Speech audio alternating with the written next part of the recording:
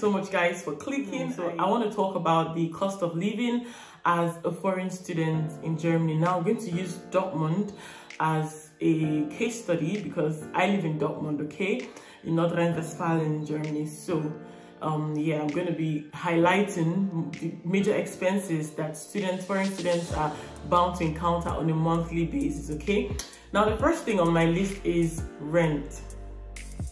That's the chairman of all bills in Germany.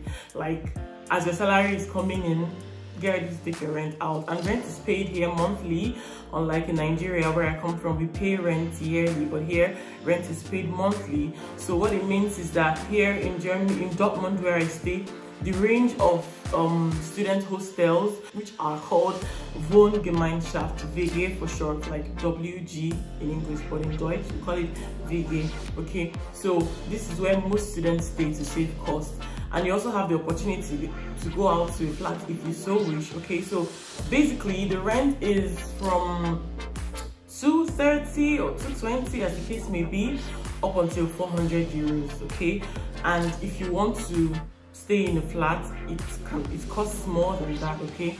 And it's very important to note that there's something here called cold meter and warm meter. So cold meter is your rent without your heating, like heater and hot water, and the warm meter is your rent with your heating and your warm water. So it's important to ask these questions when you want to rent. Anyway, the truth is that when you go to even look for houses and when they give you the depends on where you're searching for it though, wherever, like they always send you a, what's that word, exposure. You see the exposure of the house and description. It's always stated there, cold meter, warm meter, cold rent or warm rent. You see what you have to pay for what. Second most important bill in Germany is your health insurance. Yeah, the importance of using a health insurance can never be overemphasized. We have basically two types of health insurance here in Germany. We have the public health insurance, otherwise known as the statutory health insurance, and the private health insurance. So basically, as a student, you are mandated to have the public health insurance. You get to pay for it by yourself, okay? But as a worker, you have to pay only a certain percentage depending on your earnings and all of that. Then your company augments for it. It all depends on what you earn and the arrangement with the company. But here I'm talking about students, so you get to pay your health insurance on your own. There are exceptions anyways. When you are working as a working student with some companies, they get to pay a certain percentage for you as well. Yeah, it's an advantage of working as a working student. Then there's a private health insurance on the other part. So this is basically for tourists, expat workers, students on foreign exchange programs in universities here. So it's like a temporary thing. You just do it for a couple of months and then you're away. However, there's an exception to this rule. Not like an exception, like there's, as a student, a bona fide student of the country, like who has a 2 or 3 year program running, you can actually opt for a private health insurance, but on the condition that you go to a public health insurance and request for something that's called Befreiungsbescheinigung. So this basically is an exemption letter that exempts you from paying for public health insurance until you have graduated from the university. That means you can stay with the private health insurance and pay about 30 to 70 euros depending on which. But it's on the condition, however, that when you graduate from the uni, you are coming to get your health insurance with the company where you got your Befreiungsbescheinigung from, okay? So that's what about the health insurance. So in summary, if you're going for the public health insurance, bear in mind that you're paying between 130 to 250 euros depending on the tariff you're going for, okay? And if you are going with the private health insurance, you are going to be spending between 30 to 70 euros. Now the third most important bill you have to pay here is utility bills. However, if you're living in a Wohngemeinschaft, like a student hostel, a shared apartment, I forgot to mention earlier on, just in case I didn't describe it, a Wohngemeinschaft or a WG is a shared apartment in English language, and this just means there are several rooms in a flat and people communally share the kitchen and the bathroom, okay? Now, if you're living in this kind of apartment, you have to pay for your, like, it's a flat rate, okay? And this just covers for everything, rent inclusive, heating, lights, everything together, okay?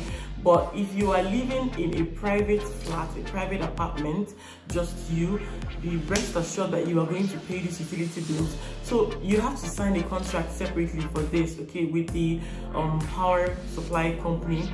And it's estimated that an individual consumes about 1,000 kilowatts per hour, yeah, every year. You can pay about 30 to 40 euros for this, depending on the company that you are, the power supply company that you are subscribed to, okay?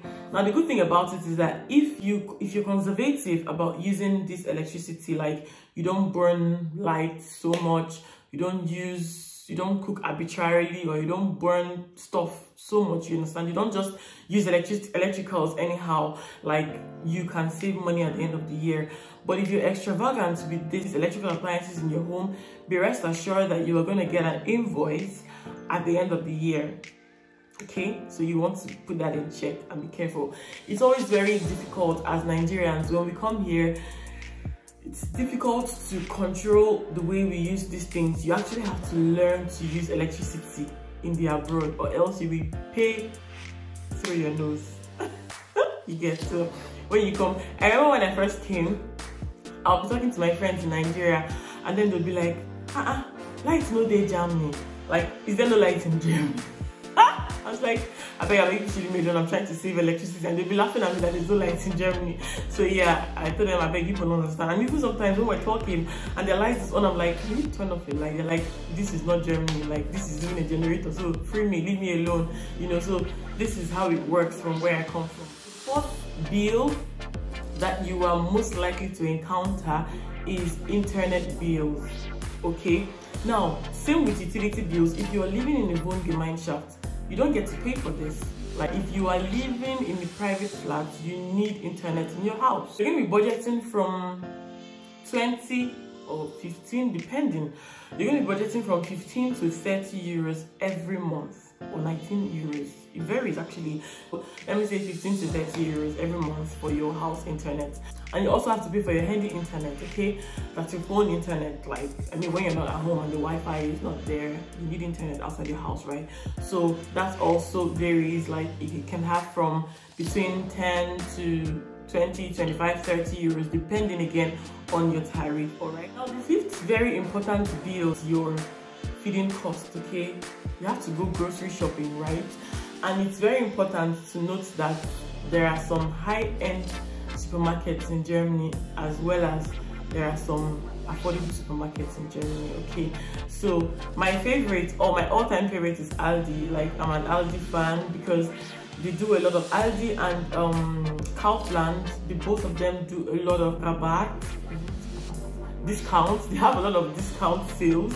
So I love to shop in these places because I get to save some coins at the end of the day. You get to spend on an average 50 to 100 euros every month, depending on your lifestyle, depending on how you consume stuff, okay? And it's also very important to know that you tend to save more money when you buy food and cook in your house compared to when you go and eat out. It's very expensive. If you just want to have a burger or something, some very kind of random street food, probably going to be looking at 3 to 4 to 5 euros.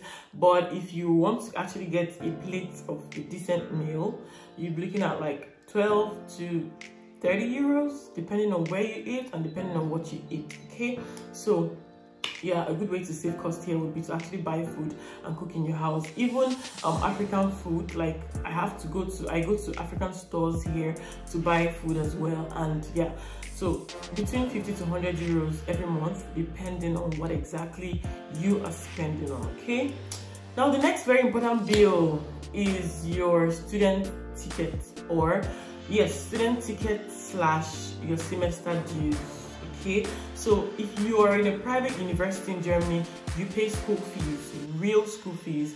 But if you're in a public university, which is the most common, you just pay what we call the semester dues. And semester dues is to Germany as SUG fees to Nigeria.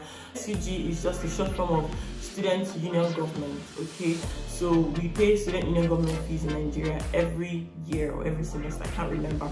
But here in Germany, you pay this semester dues every semester, and the semester is technically 6 months. So by virtue of paying your semester dues, you are getting your semester ticket.